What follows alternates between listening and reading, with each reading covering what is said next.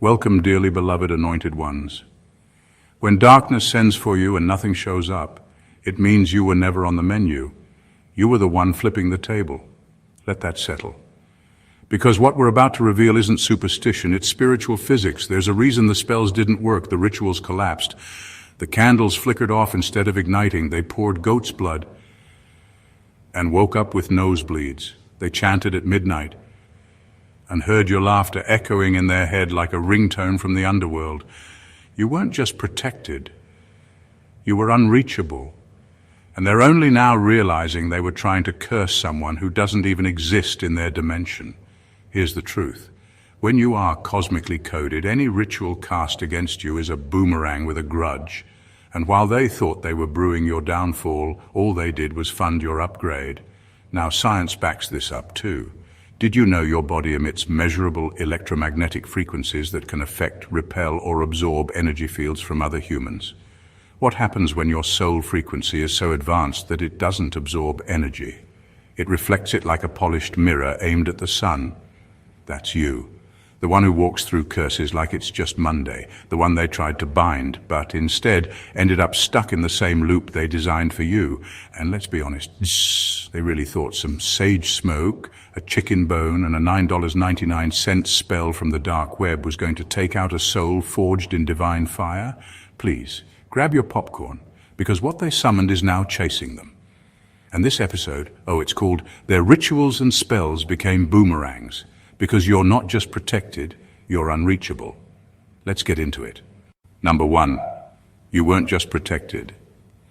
You were pre-coded for rejection by darkness. You were never just protected. You were pre-coded to be untouchable. Before you even arrived in this lifetime, your soul came encrypted with a kind of divine software that can't be hacked, manipulated, or hijacked by dark energy. That's why their rituals backfired. Not because you got lucky, not because you lit a white candle in time, but because your energy literally rejects interference. Your spirit isn't built to receive anything that doesn't match your frequency, and that includes curses, hexes, spells, envy, and psychic attacks. All of it bounces off, because the design of your soul doesn't allow unauthorized downloads. People think protection means you're surrounded by angels or covered in holy oil. That's cute. But the truth is deeper. You were programmed with an auto-deflect mechanism. You know how certain computers are so advanced that viruses just can't run on them? That's you. Except in this case, the virus is jealousy, evil intent, ancestral bondage, manipulation. And every time they try to plug into you, they get a system error. That's why some of them spiraled into depression after messing with your energy. That's why they started seeing shadows in their room or hearing things they couldn't explain. They touched the wrong frequency and got burned by their own access attempt. They assumed you were vulnerable because you were quiet or kind or didn't retaliate, but you didn't need to clap back.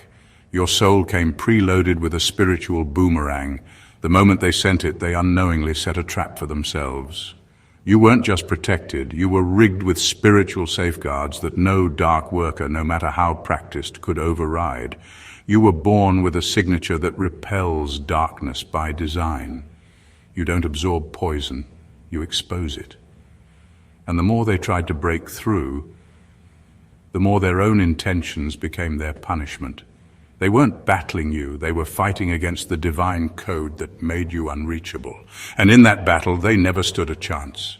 Number 2, their spells hit you like rubber because you don't exist in their frequency band. They kept throwing spells, curses, and spiritual attacks your way, expecting chaos to hit you like a tidal wave. But what they didn't understand is this. You don't exist in the same frequency they operate in. That's why nothing landed. Their energy was swinging wildly in the dark, trying to strike something that was never even in the room. You live on a different level, a realm their rituals can't reach and their minds can't comprehend. You're not hiding. You're just vibrating so high that their low-level tactics can't detect you, let alone touch you. That's why every time they tried to bind you or block you, something bizarre happened. The spell fizzled, their lives started falling apart. Their own minds turned against them. It wasn't magic backfiring, it was spiritual physics. They were trying to shoot arrows in a dimension where gravity works differently. When you're out of frequency range, any energy they send becomes a lost signal, and since energy can't disappear, it circles back to the source. That's why it always hits them. They're not just failing, they're triggering their own downfall with every move. They assumed you were a regular target. They thought you were on the same energetic playing field. What they didn't realize is you've ascended out of their reach. You're not unreachable because you're hiding. You're unreachable because your energy field doesn't contain the doorway they're looking for. They don't even have the right keys. They keep casting, keep chanting, keep obsessing, hoping something will eventually break through. But you're not on their spiritual map anymore. You've upgraded to coordinates their rituals don't cover. They were throwing darkness into an empty room, hoping to catch a ghost. Meanwhile, you were living your life untouched, unconcerned, and elevated. They thought they were hexing you, but they were just exhausting themselves in a spiritual echo chamber. Every spell they sent returned louder, sharper, and more chaotic, not because you fought back, but because they never understood who they were messing with. You weren't ignoring them. You were simply unreachable by design. Number 3, their rituals turn toxic because they're fueling a loop they don't understand. People think rituals are just dramatic performances. Candles, chanting, moonlight, maybe some strange objects and whispers. But underneath all that, rituals are actually contracts. They're energy exchanges. When someone performs a ritual with the intent to harm, they're offering their own spiritual energy as a kind of currency. That energy has to go somewhere. And when it can't touch its target, when the person they're sending it to is spiritually unreachable, that energy doesn't vanish. It has no choice but to return to the sender. Not gently, not peacefully, but like a boomerang that's been sharpened by failure. That's what happened when they targeted you. Their rituals didn't just fail, they turned toxic. Not because the spell was weak, but because the energy had nowhere to land. It started consuming the only vessel available, the person who sent it. That's the part they didn't understand. You're not just protected. Your energy field doesn't even engage with lower vibrations. So when someone sends you harm and you don't absorb it, they've basically poured poison into a closed system. They end up drinking what they brewed. Every time they lit a candle with hate in their heart, every time they spoke your name in a dark ritual, they were pumping energy into a loop with no exit. And loops like that feed on their creator. That's why they started to deteriorate, emotionally, physically, mentally, because the energy they sent had to do something, and with nowhere else to go, it fed on them, slowly, methodically, and painfully. They thought they were directing spiritual traffic, sending bad energy your way, taking control of outcomes. What they didn't realize is that without your participation, there's no route for their ritual to travel. You never signed the contract, you never opened the gate. And in the spiritual realm, that makes all the difference. You became the mirror, and they became the victim of their own intent. Not because you fought them, but because their energy couldn't reach you, so it turned back and ate them alive. Number 4, you're not an opponent in their game. You're a glitch that breaks their entire system. They thought they were playing a spiritual chess game. They had their pawns, their rituals, their timing, and their steps all lined up. They followed the instructions. Burn this at midnight, chant this phrase for 9 days, speak your name over a jar, a doll, a flame. Everything seemed to go according to plan, until it didn't, because the moment they aimed their energy at you, something strange happened. The system glitched. You weren't an opponent they could study, track, or outsmart. You were the line of code they didn't account for, the unexplainable error that breaks the entire formula. See, curses and dark rituals don't just rely on intention. They rely on a very specific set of spiritual laws. Laws like fear, doubt, guilt, trauma, and emotional vulnerability. Those energies act like open ports that allow their manipulation to work. But when someone operates outside of that framework, like you, the entire mechanism falls apart. Your spirit doesn't respond to fear the same way. Your energy doesn't absorb guilt the same way. You don't carry the same cracks in your foundation. You've been through the fire, and you came out with unreadable code. You are what the dark arts can't calculate, and that terrifies them more than your strength. You are unpredictable, and in spiritual warfare, unpredictability is power. The moment they tried to bind you, the energy backfired, not because they were weak, but because their system depends on rules you no longer live by. You've outgrown the fear matrix. You don't feed them, you starve them. And in a realm where everything needs spiritual fuel, you became the one soul that breaks the engine. They didn't lose the battle because they miscast a spell. They lost because they aimed it at someone who no longer plays by earthly scripts. You're not the boss fight at the end of the level. You're the glitch in the game itself. And every time they come for you, their program crashes again. Number 5, your DNA holds a light signature that burns through their dark mechanisms. What most people don't realize is that spiritual attacks aren't just symbolic gestures.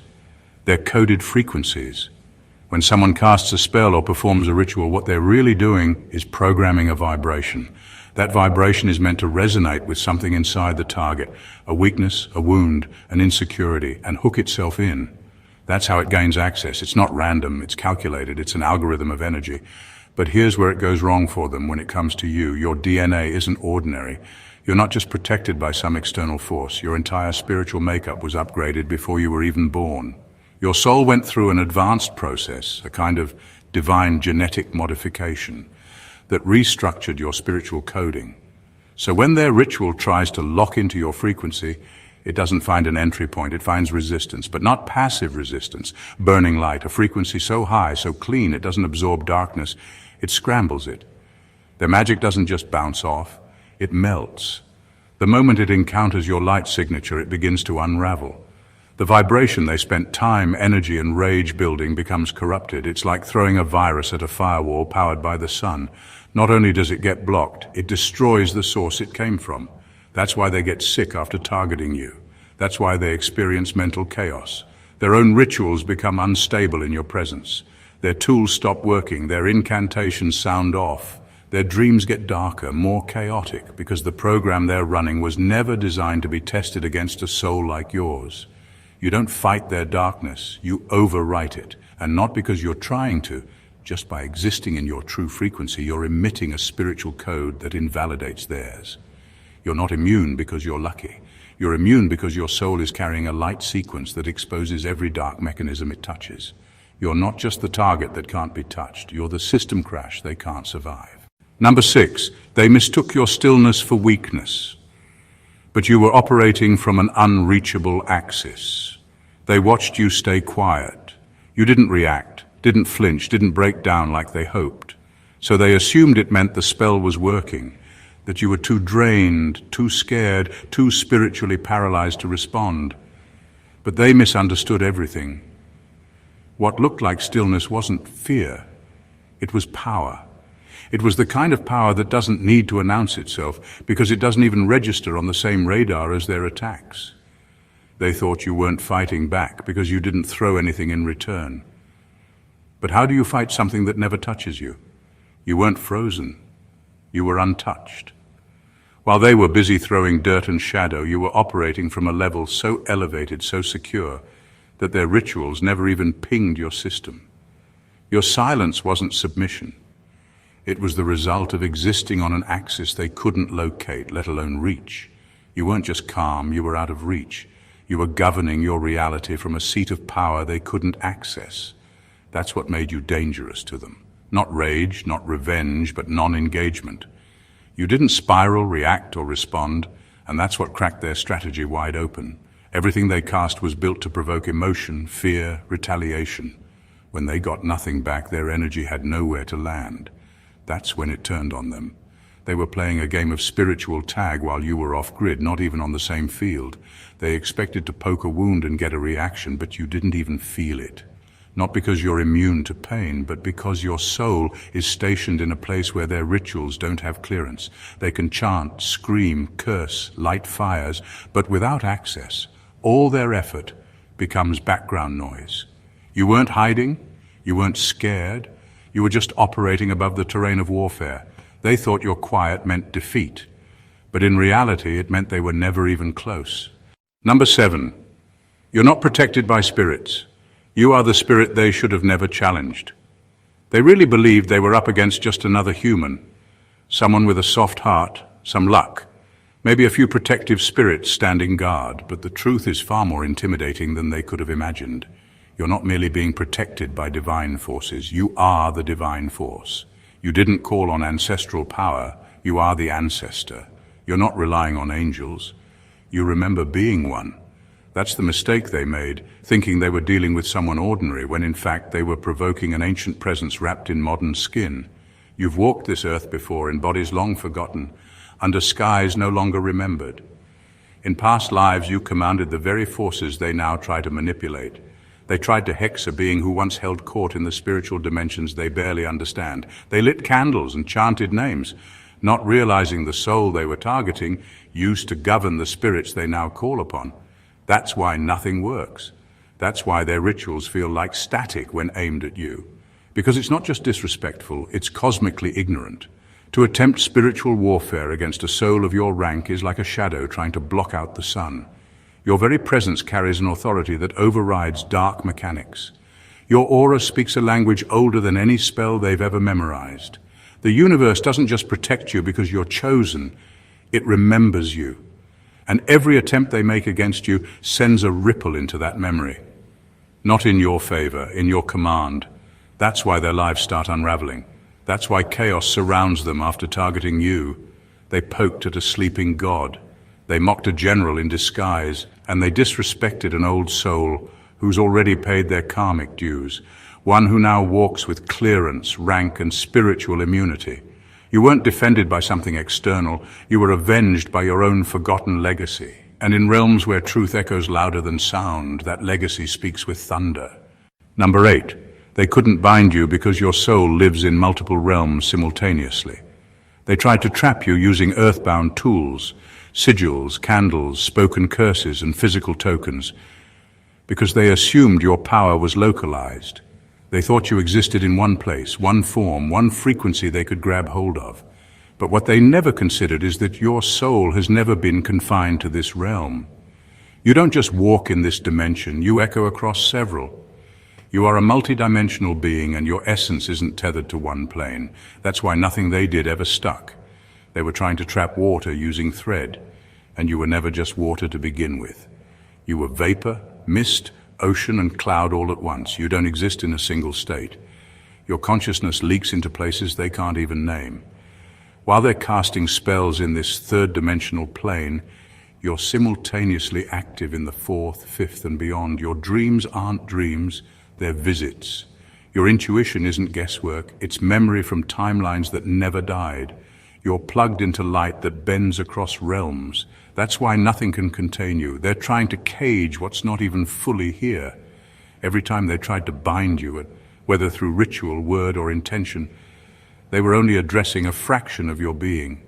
The rest of you had already shifted, already evolved, already moved on. Their spell might land on the physical you, but the real you had already rerouted the signal to a higher frequency. They were always several dimensions behind, and that's why they never stood a chance. Their magic requires you to be static, but you're dynamic by nature, fluid, expansive, fractal. You're not just protected, you're spread out. And that's what drives them mad. They can't find the you that holds your power because your power isn't in one place. It's braided through light, time, and realms. To bind someone like you, they'd need to control reality itself, and they can't even control their own thoughts. You're not just unbindable, you're unlocatable. Number 9, the rituals backfired because they were never authorized to speak your name. They thought saying your name was harmless, just part of the ritual, just a word, just a vibration. But they had no idea that in the spiritual realm, names aren't just identifiers, they're keys, they're codes. Speaking a name with intention is like accessing a spiritual signature, and when they spoke yours without permission, without rank, without clearance, they didn't just overstep. They committed spiritual fraud. You're not a regular soul. Your name carries weight beyond this plane. It's encoded with lifetimes of power, karmic authority, and divine contracts. When they used it in their rituals, they weren't just whispering into smoke. They were attempting to hijack something sacred. In the higher realms, this is the equivalent of forging a divine signature. And up there, forgery doesn't just backfire, it triggers judgment.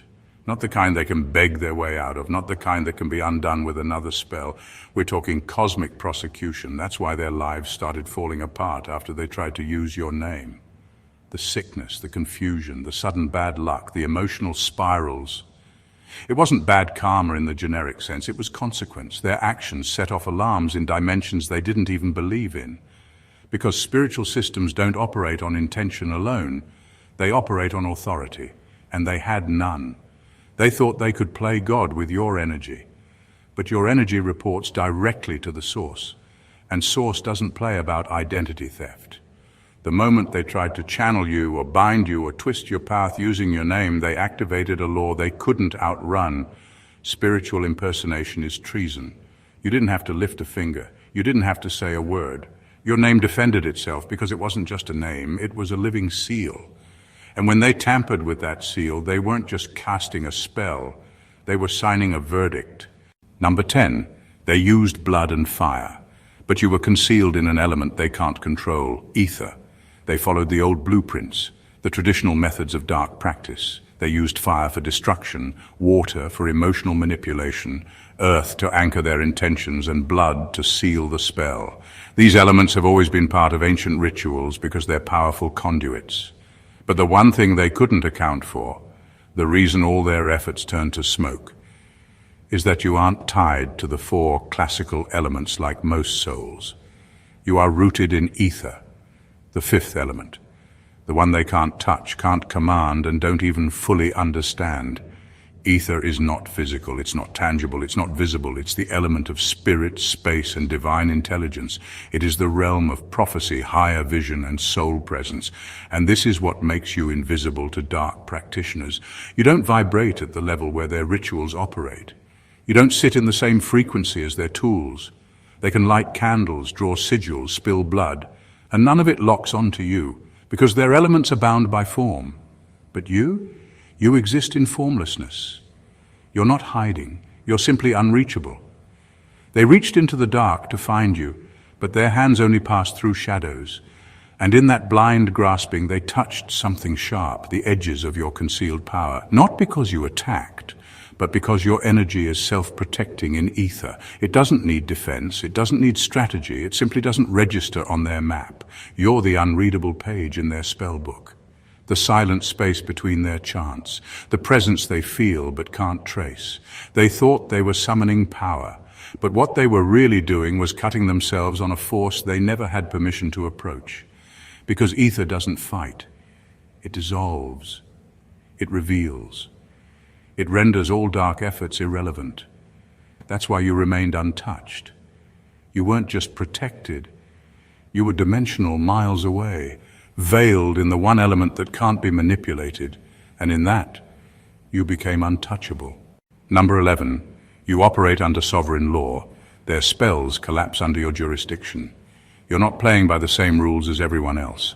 While most souls get caught up in karma, energy debts, or occult agreements, contracts written and signed in realms they barely understand, you operate under a higher law, sovereign law, divine sovereignty. This isn't just a fancy phrase, it's a spiritual reality that places you above every contract, every agreement, every binding force that their spells try to enforce. They try to trap you in cycles of cause and effect, thinking karma will do their dirty work. They try to claim you under shadow contracts, expecting those spiritual chains to hold you down. But your soul's constitution overrides all that. You're a free agent in the cosmic court. There are no judges higher than your own sovereign decree. Their rituals might have worked by the limited rules they play by, but in your jurisdiction those rules don't exist. Their case is dismissed before it even begins. It's like showing up to a high court with forged papers from a neighborhood tribunal. The court looks at the evidence, sees the lack of authority, and tosses the whole thing out. That's what happens every time they try to bring you under their control. Their success is nullified by the authority you carry just by being who you are. You don't just evade their rituals, you erase their legitimacy. This sovereignty means you are your own lawmaker and judge. You don't owe allegiance to light or shadow contracts because you exist beyond their scope. Your spirit operates with an inherent authority that can't be revoked or overridden. The cosmic court recognizes your name as untouchable, your rights as irrevocable, and your power as absolute. So while they waste time crafting spells and curses under earthly laws, your soul's constitution renders their efforts void, pointless, and laughably ineffective. Their legal documents are spiritual forgeries, and you are the law that cancels them out. They're playing checkers on a board where you're the grandmaster rewriting the rules. Number 12. They wanted to destroy you, not realizing their intent was the GPS that guided your blessings. They poured all their venom into trying to break you, thinking every hateful word, every cursed ritual, every malicious plan would be the arrow that finally hit its mark. What they failed to understand is that in the spiritual world, intent works differently. Intent isn't just energy sent out blindly. It's a kind of cosmic GPS, a navigation system that sets a course for your soul's journey. And your soul is wired in a way most people don't even realize. It takes adversity and flips it, turns it inside out, and uses it as a guide toward your true path. So while they were obsessing over destroying you, their negative focus became like a beacon pointing you toward your own blessings. Their attacks weren't roadblocks, they were signposts. Every attempt they made to pull you down ended up providing crucial data for your next breakthrough. It's like they handed you the blueprint for your success wrapped inside their hatred. This isn't some vague, positive thinking cliché, it's a brutal, hardwired truth about how your spirit operates. You've been coded, whether by divine design or cosmic necessity, to reverse engineer all forms of negativity. Their obsession with you made them unwitting architects of your rise. The more they fixated on breaking you, the clearer your path became. The very force meant to harm you was repurposed to fuel your growth. They thought they were throwing stones to shatter you, but those stones became the foundation of your empire. Their intent wasn't just misplaced, it was hijacked by your destiny. So when they look at you now, stronger, wiser, unstoppable, they don't realize they were the ones guiding you there all along. Their hate wasn't the weapon they hoped for, it was the GPS that never let you lose your way. Number 13, the more they conjured, the more they unlocked your dormant powers. Their rituals were meant to break you, to bend your spirit until it snapped. But what actually happened is the exact opposite. Every spell they cast, every dark word they uttered, piled on pressure that didn't crush you. It strengthened you. Like ancestral weightlifting, the more resistance you faced, the more muscle your soul built. Their attempts to weaken you became the very mechanism for your growth. Every attack worked like a resistance band, pulling you tighter, stretching your limits, forcing parts of you that were dormant to wake up. The parts of your soul that had been quiet, hidden, or undeveloped started flexing their strength. Their curses, meant to cage you, became triggers that unlocked your hidden powers. They didn't realize that their attempts to trap or control you were actually your awakening ceremony. This is the brutal irony of cursing a chosen one. You turn their assault back on itself. Instead of draining your energy, their dark rituals charge your spiritual battery. Every negative intention throws fuel on the fire inside you. They don't weaken you. They refine you, forge you into something sharper and more powerful. They wanted to see you broken, but what they got was a soul awakening in real time. Their hatred and dark magic were like a wake-up call, shaking you out of sleep and into your full potential. The harder they pushed, the stronger you became. Their rituals didn't just fail, they handed you the keys to new levels of power they could never have predicted. So next time they try to cast a shadow over you, know this: their darkness isn't your enemy. It's the spark that lights the fire within. Their attack was never about destruction, it was about awakening what they never saw coming. Number 14, they weren't just casting spells. They were signing their own expiry date. When they performed those rituals against you, it wasn't just some random attempt to mess with your life. They were playing with forces far bigger than they understood. They weren't just throwing spells out into the void. They were meddling with sacred, divine infrastructure that holds the universe's balance in place. And you carry a divine assignment, a purpose woven into the very fabric of existence. That makes you untouchable by ordinary dark magic. What they didn't realize is that interfering with someone like you isn't just dangerous. It's spiritual treason. It's like breaking the rules of the cosmic order, tearing at the blueprint of reality itself. When they tampered with your path, they were not just trying to redirect your life, but were essentially hacking into the operating system of the universe. And systems like that have built-in fail-safes and consequences.